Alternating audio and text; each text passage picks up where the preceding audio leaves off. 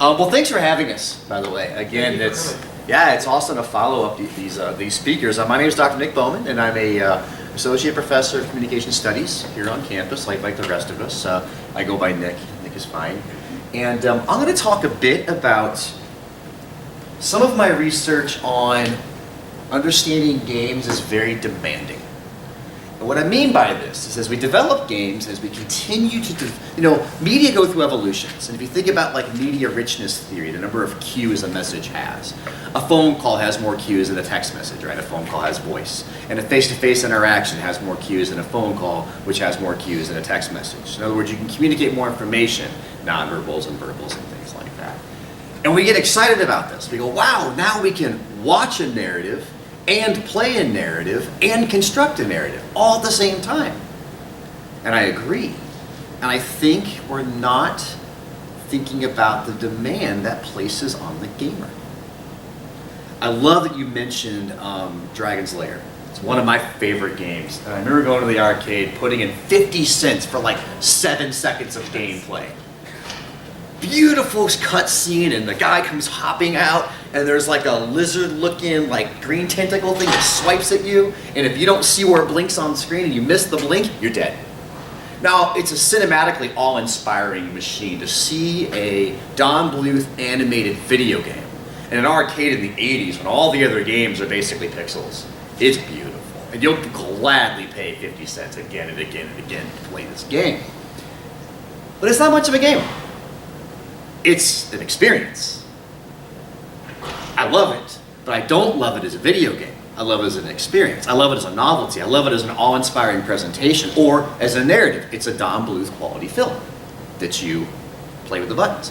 What I mean by that is not to disparage the medium, but to ask the question, where's the trade-off on the human that's got to play this thing? Do I have the ability to process all of these narrative and all of these challenges and construct my own narrative, all while trying to figure things out?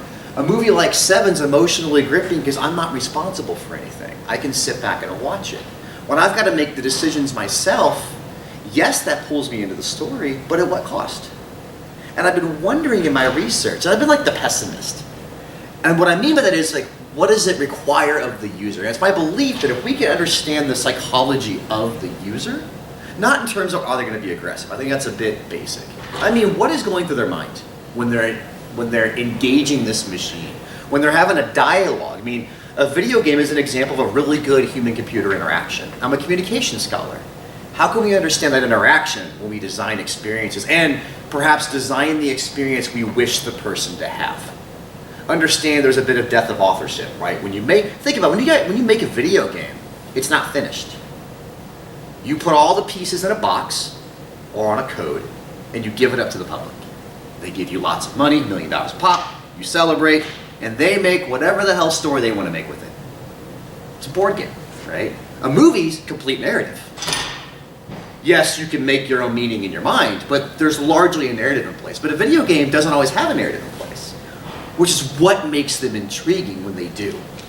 That's what I'm going to take. So I'm going to talk about the demanding nature of video games, because I almost feel like when I play games, I feel like this. I'll give you a great example. I love Grand Theft Auto. I've written book chapters on it. I have played all of them. I own all of them. I did a video encyclopedia entry for a major publisher. I love this game. I don't like Grand Theft Auto 5. Because if I turn it off for more than a couple of days, I don't know what the hell's going on.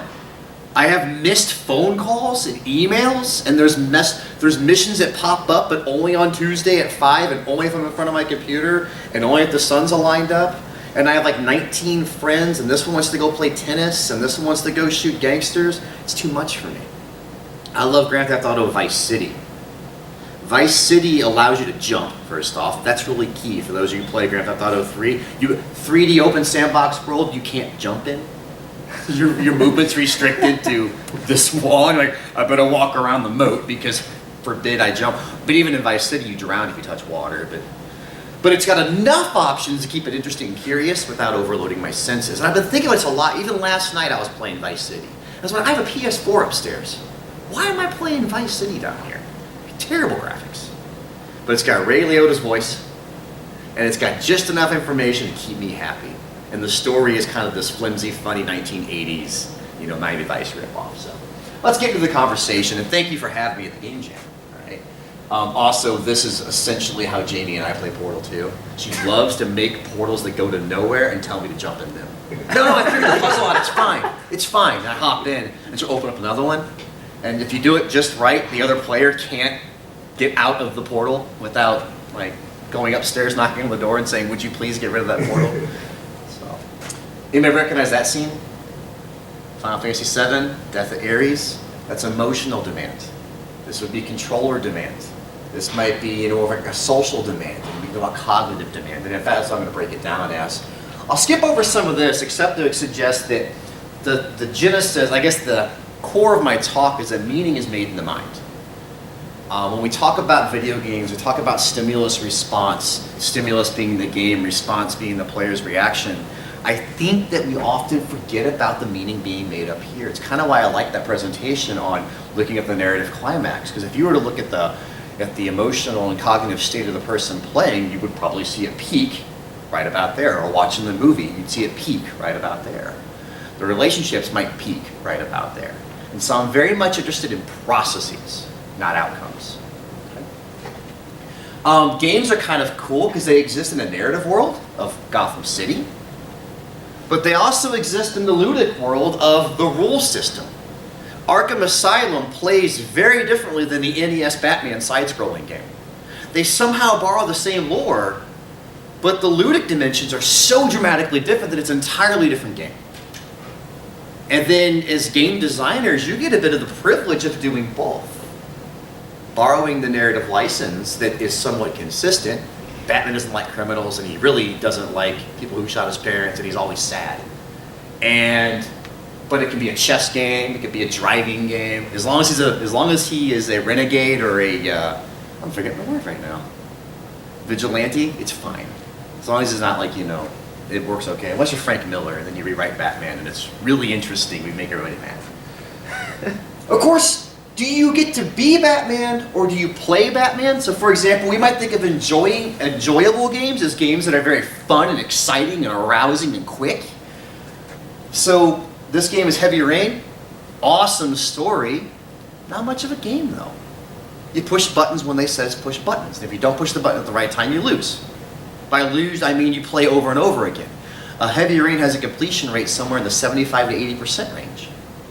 I have games downstairs on the Nintendo that I've never beat. I have about 70 Nintendo tapes. I've probably only beat about 9 of those games. You didn't buy them to beat. You were never going to beat Mega Man. You just played Mega Man until the new one came out. And the new one had more colors than the old one, and weirder looking bosses. And then they ran out of bosses, and so they'd be Matter Eater Sloth. Alright, I'll have his powers now. But Street Fighter 4, simple game. Super fast, super quick. What's the narrative? The world's greatest fighters are stuck on this island. Beat the hell out of each other, and the winner will get something in the cutscene. But then there's a different cutscene based on how you beat the game. So the reward was the cutscene. The reward was the narrative. Think about that. The narrative doesn't even happen until the game's over. And they go, "You won! Ryu's a good guy." Or "You won! Ken's kind of a jerk." Right? It's an amazing, I never thought about it this way, but the cutscene was the reward for the game. That's a wild way of thinking about it. You needed no justification to punch these people. And in fact, in the later ones, they give you narrative, and what most people in the arcade do is quickly mash the button to get out of there. But look over here, let's look at appreciation or emotional games. Why would this game put sensors on this person's face to motion capture them? Because I'm going to guess I can't think of a single game where your face is important to gameplay. But what is it important for? What do you think? Rendering my facial expressions. Well, it's important for narrative. If I want the character to look sad, I got to map all of those nonverbal muscle twitches. In a baseball game, you know what I map? The bat and the arms, and that's it. This guy could be wearing a clown costume for all I care, as long as his arms swing in the way they're supposed to swing and hit that ball. And if they don't, I'm taking it back. Anybody here play sports games? I get so mad about Madden because they always have what's called the Madden play. You know you can cheat. You know there's one play you can call that defies physics. And when your buddies are beating you, you're like, And then you call a play and you get a 99-yard run and your buddy throws a controller at you and you have to find new friends and new controllers. But the facial expressions are meaningless. And in fact, in Madden, it makes me joke because the player's skin is always shiny. Because they try to render sweat, but they don't render it over time. So from the very first play, everybody's shiny. Does nothing for the gameplay. There's no narrative. All right, let's get into the process of gaming. I'm going to talk about the idea that, yes, I think that video games are remarkably demanding. Because if you go out to a console and turn it on and then go grab a drink, what's going to happen? Either nothing, or the game you'll be dead very quickly. When you start World 1-1, and I've been now playing for 2 seconds, everything that happens from there on out is totally up to me within the constraints of the design. That is a ridiculous amount of pressure to put on me. Why do you know to kill the Goomba? Nothing tells you that. This freaking thing comes running at you. By running, it comes at you, and you realize that, well, I can jump over. Well, and then what do? You push one of the buttons. Like, oh, that one jumps. Neat. I guess I'll avoid it. Then as you get better, you step on them, you get some points. So you start learning these systems, learning these plays. But there was no motive for that. Maybe it's a protection motivation. Maybe you're just a violent person. For whatever reason, you make choices, and those choices shape the game. Everybody who's played this level knows where the first extra life is. But if you get the extra life, what do you have to choose not to do instead? You can't go down the pipe and get the extra life at the same time. You can either take the first green pipe, get your coins, and move on. Or if you want to impress your friends and show you really know Mario, you're like, no. Watch this. Jump over the green pipe. Remember there was like a set of bushes in the background? And you jump up, there's a hidden extra man, you get the extra guy, and your little brother or sister thinks you're just the king of gaming. And then you go on throughout the level. But it's possible to do both. Video games are inherently unfinished text. The players have to exert their agency. And what's particularly cool when we shift from the challenges to the storytelling is that in a video game, if somebody's crying, you probably did it. And you can probably solve it. Which is what makes them interesting. But now right away, I've got 2 responsibilities. I gotta figure out this ludic structure, and I gotta figure out the moral implications of my actions. You could envision a Mario game where the Goombas are given a backstory and a family. I think there are some YouTube videos where you step on the Goomba and it's got like little kid. There's one with the turtles where Mario jumps in the turtle shell and breaks it in half, and like the little turtle kids start crying and just ruin this guy's life. Narrative changes gameplay, and gameplay changes narrative, and it's all within the player's control, based on how much control you as the designer want to give the player, and that's up to you. I'm going to talk quickly about 4 types of demand. I tried really hard not to get lost in data. I'm a research scientist, I'm a geek, I love numbers, I love formulas, R-squared, variance explained, sampling frames, and so I'm going to do my best to not talk in the ivory tower for a minute and actually talk concepts. I do have a chapter on this if you want to read it. I can send it out to you. It's been published. You're welcome to have that. But I'm going to argue, and I've been arguing for the last about year and a half of my career, that interactivity is a demanding thing on 4 dimensions at least that I think are orthogonal, meaning I think they're separate from each other. And that's the cognitive level, the behavioral level, the affective or emotional level, and the social level. That's the newest one. And I use this photo because, look, I always made fun of folks who couldn't play games well, and now I'm that person. I can't figure out newer games. And I own a we own a PS4. I pick it up and I just get maddeningly confused by the controls. You know what I download? DuckTales Remastered. Because it's $5 and I beat that game when I was a kid, and I want to see who can hand draw it better than they did. It's an 1080p resolution. I have a $400 video game console that I play DuckTales Remastered on, so I can hop on Uncle Scrooge's cane. I'm just not good at new games anymore, and sometimes I get lost in them a little bit too much. Again, GTA 5 is a good example. It's too much going on for me, and I bring it up because that's the all-time #1 selling media product ever. Ratings of a 99%, and it's the pinnacle of gaming, and I'm like, what is it? It's the pinnacle of these things, But if you read some of the more critical reviews, they do kind of complain about it. I mean, what are your experiences with the game? I don't mean to foreshadow it having to be bad. Do you have any similar experiences, like a lot of options, or do you play it much at all? Or I can never get too far into the story, honestly. Too many trees? The decision trees? Most people I talk to, that's not what they really even enjoy about the game. Like, you talk to your friends about the game, you're not talking about the story that came with it. Think of the irony there. It was made on its predecessors that were supposed to be these interactive sandboxes. They're pretty good stories. In fact, Rockstar was they were like, wow, you guys really wrote a good story here. And think about this, it's almost gotten so complex that it represents life, and I just want to play a video game. I want to go steal cars with my buddies. And don't they even have an option for random mission when you start the game? You can just push R1 and it takes you right to a mission without even having to go find it.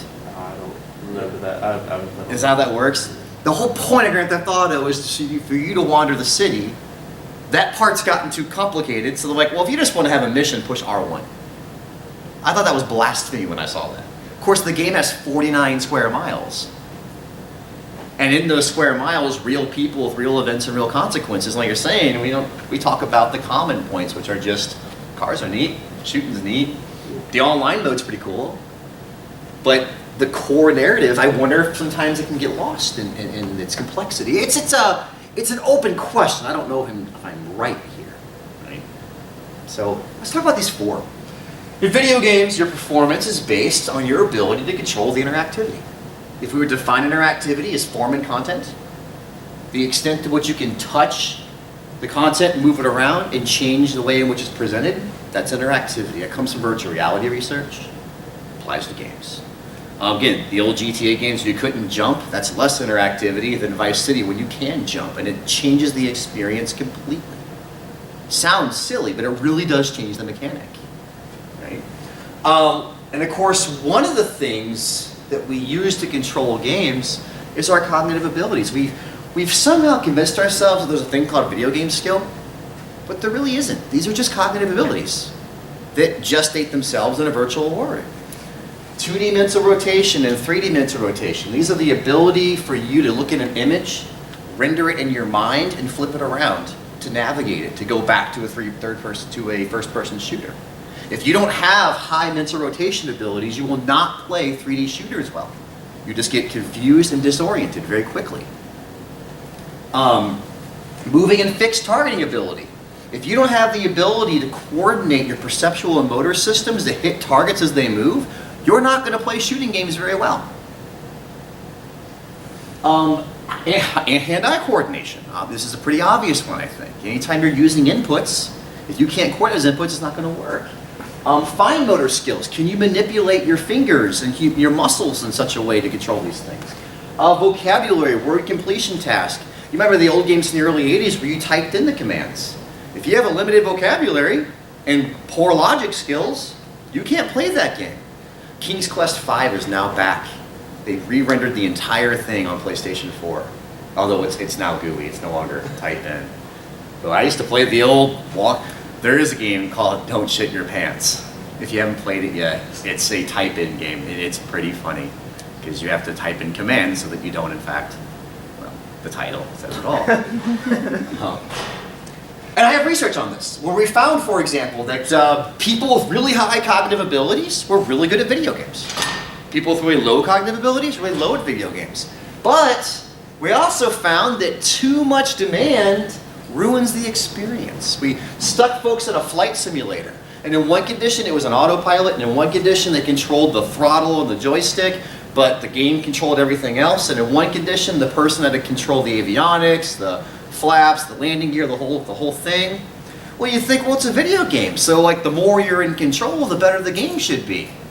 You ever play flight simulators? They can be hard. People who played the hard one, their enjoyment skills, they actually got more stressed after playing it. There was too much demand being placed on their cognitive resources. So I think sometimes designers think, well, let's make it more interactive, it'll be more fun. You ever play the Tony Hawk ride? That's interactive. Here's a skateboard. Now go skate. I don't know how to do that. That's why I play Tony Hawk. If I could skateboard, we got the mountains here. I go skateboard. It was too demanding, not to mention it wasn't mapped very well. But we know that when you take, believe it or not, these are called naturally mapped controllers. Well, Wii controllers work great in some scenarios, but we took the Wii controller and the GameCube controller and had folks play Call of Duty. And the folks who played this controller did way better, because this controller is mapped to these cognitive skills. This controller is not. You ever try playing a Wii game like this? Doesn't always work as well. It's not mapped as well. The game was designed on a traditional console and they just swapped out the controls to make it neat, but the game wasn't designed with those controls in mind. Now there are great examples of games that do this very well, but there's also, I believe the Nintendo Wii has the highest number of games rated below the 40th percentile. And these are usually the games that are ported to it because they don't consider the cognitive demand. Emotional demand. Anybody played this game before? It's called Spec Ops: The Line, and you may know the mission I'm referring to, where you end up dropping a white phosphorus grenade on a village. Well, you think it's an enemy army, it's actually their refugees. Incredibly emotional experience. You may be familiar with the No Russians level in Call of Duty, where gamers got very furious about this, because here you are playing Call of Duty, and all of a sudden you're shooting up an airport. And that's not what you do. It challenges your emotions in ways that it's kind of not fair. Here I am playing a game that's all about shooting people and having a good time, and then you stick me in a level, hand me a gun, have me shoot up an airport, and now I start thinking about it. And that wasn't fair. Like, that put a lot of emotional demand on me that I wasn't expecting. And of course there are the morality games like Fable where they directly challenge this, and Fallout's another one, Mass Effect is, and I've done research on all of these games where we show that you're putting emotional demand on players. So now you've got to make the decisions. Now you've got to think about how you would respond to them from an emotional standpoint, and it's a lot of work to put on the player. It might be why sometimes when I'm playing Grand Theft Auto, I just skip the story. Maybe I don't want that emotional burden. Which, that's plausible. I just want to play. I love my favorite athlete until I learn their stance on battery and abuse. So then I don't want to like him anymore. So if I just skip over it, everything stays safe. Games can be meaningful. I found in my own research that this is a path model, I told you the numbers. When people rate games as emotionally meaningful, insightful, first off, of a sample of about 700 people, almost 100% said, wow, that was an enjoyable game. 72% of gamers that we interviewed were able to recall an emotional video game. Now to you guys that might seem sort of, well duh, games can be emotional, but the general public does not classify video games as an emotional medium. We found that 75% of our gamers were. Moreover, when something was meaningful, it's because they really, really enjoyed the story. That's not too surprising. But there was no link between meaningfulness and gameplay. They're separate things. There's ludic demands, narrative demands. Meaningful games were games that had great stories. Those great stories allowed players to feel related to the characters in the game, autonomous to make decisions while in the game. Those things resulted in emotional experiences. Had nothing to do with competence, had nothing to do with enjoyment. And so we're wondering if they're separate paths, it also might imply what happens when you put them back together again. When you've got to play the video game that has great story demands and great challenge demands, do they accept both? Do they make a choice? Or as designers, which one do you want them to have? Should it be a gamified film, right? A narrative experience? Should it be a challenge experience? And I wonder if these things clash, and some of our evidence says they might be clashing. We know that when people enjoy games, it's because they're in control of the character. That's the thing that predicts it. Good control of character, good enjoyment. When they appreciate games, it's because they identify as the character, and it's because they feel responsible for the character. Very different experiences. Can you parse out the difference between enjoyment and appreciation? Enjoyment is more hedonic, pleasure, arousal. That was fun. That was a good time. Appreciation is more emotional, insightful, reflective. Aristotle called it eudaimonia. Right? It was more spiritual is a bit of a strong word, but that's the idea. The reaction to Ares' death was not an enjoyable one, but it was a good one. You wouldn't say you enjoyed Schindler's List, but you would say it's a good film. And so that's how we distinguish between emotion, enjoyment, and appreciation. And we're finding those experiences in video games too. That's Vice City, by the way. They're behaviorally demanding. Games require constant input. So while you're having this cognitive experience and while you're having this emotional experience, you've got to continue to actually physically do things. This is a blast from my childhood. By far, I remember, you know what happens if you let him sit there for too long? He commits suicide. He jumps off the screen and you lose a life. I'll teach you. So like when I go down for dinner, I'd pause the game, turn the TV off, go have dinner, and run upstairs and continue playing. Because you want to burn the image into the television. Video games are a lean forward medium. I have some data showing some crazy things. You put people in Grand Theft Auto, we have a program that can hack it and you can modify the missions. And if you were to tell them, we measure how often they walk to campus, their physical activity habits. For people who walk a lot, if you just say play the game, they won't steal cars, they'll walk more. That's their mental model for transportation. They walk around the environment. If you give them a mission, they'll steal a car. Why is that even remotely interesting? It says that gamers bring something to the experience. And this wasn't random. It was only the people who walk a lot in their regular life were also likely to walk a lot in a sandbox game. Because that's how they see the world. Whereas the other people who don't walk as much, who drive more often, also stole cars more often. Doesn't mean because those people are evil and the walkers are saintly. It's because they weren't seeing it as a moral decision. It was, I need a car. And in this video game, the way you acquire a car is not through hard work and determination. In a bank loan, you just punch the person driving it in the head. It's very simple. You push X, and then you get a brand new Sprinter and you drive it around. There was a really cool study, and we published it recently. We find that with moral decisions, two things we find.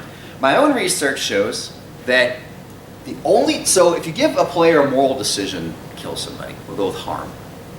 If that person is very sensitive towards harm in the real world, they won't do it. They just won't. Or if they do, they won't enjoy it. Sometimes the game makes you do it. Right? If that person is very, very low on harm, what do you think happens?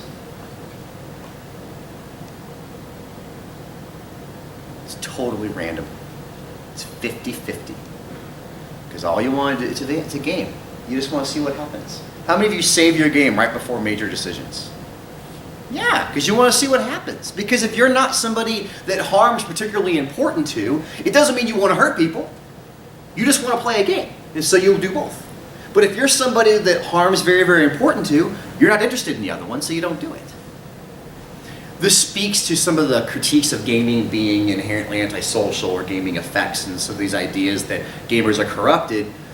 There's a lot of debate on this, but I'll say in my own research, it seems to me that people take their own personalities and psychologies to the experience, which is somewhat supported by Dr. Banks' research on their relationships. And even with narratives, it's is it fantasy or is it how I see myself, right? So I'm always quick to point that one out. We also find in other research that people almost always make the good choice first because we're used to being judged by the game. Most games judge if you cheat, either by you lose or you get caught, or we just kind of expect that. And so people tend to play through like Mass Effect. They almost always play as a hero first, and then they go back and play as a villain second. It turns out neither one of them are that important. It's just I want to see the narrative. It's the Clue example. I want to see what happens. Games are finally socially demanding. Games have been found to be third places of discourse. They're places where people gather. World of Warcraft, they just talk to each other. They're games where we find in our research that extroverts tend to be gamers, which is almost entirely opposite, I think, what the popular opinion of the gamer would be. We find this in several studies that people who are high on extroversion also tend to play massively multiplayer online games. 10 people isn't enough for them. They'd rather have 100. They like to meet people. Same with social media users, by the way. Gaming fosters a sense of relatedness, both with your avatar, with other people. Gaming and interdependence, working with other people, can actually increase your transactive memory. But again, that comes at a price. It's now demanding. I hate online gaming. It's too much for me. I don't want to talk to you while I'm playing. Please stop pinging me. Please stop messaging me. Don't Skype me. I just want to play the game. And what I'm getting at is it's not that it's bad.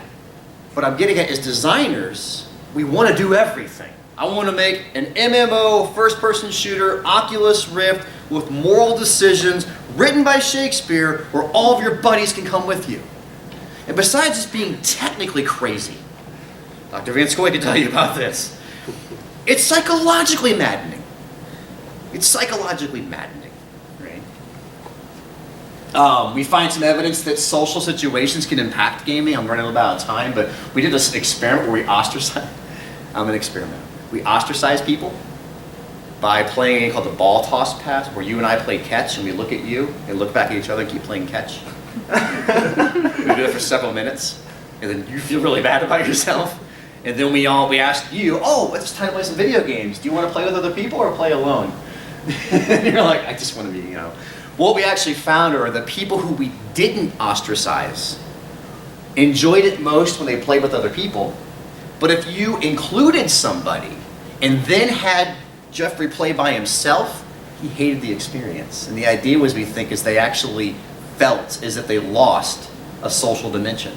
How weird is that? Same game, Street Fighter 4, by the way, same exact opponent. They always played the computer. They just didn't know that. We told them otherwise. But if she was ostracized and he was included, she enjoyed the game more. He actually felt like he somehow got cheated or something taken away from him. So people's social situations can impact how they play a video game. Dr. Banks' research on this is extensive. She's already covered it. I'm right at time. My point is that games are demanding. My point is not don't make demanding games. My point is think about it. Think about the experience you want the player to have. Because when you start throwing all these things in a pot, you start taxing their cognitive and emotional and behavioral and social resources. It's what makes games beautiful. And to me, like, just this cherished art form / storytelling form / exercise / competition. I've had so many cool experiences through games that I cannot replicate in any other technology. They do. They combine all these elements of fine art and practical art and design and code and socialization. But can we handle it all as players? To end, gaming is a constant co-production with a dedicated and demanding digital partner. It's a dialogue between you and a machine. And dialogues are hard, right? Gaming is a process, it's not a consumption. I think far too many designers make games to be consumed. That's not how it works. The definition of communication is the stimulating of meaning in the mind of another. That's what games have to be. So think about what meaning you want stimulated in that player's mind. If you don't, you're not going to have a good game. You can talk to me whenever you want to. We're right downtown on campus. I'm usually being loud, so just ignore the 90s music and you can pop on in. Thanks for your time, okay? Thank you.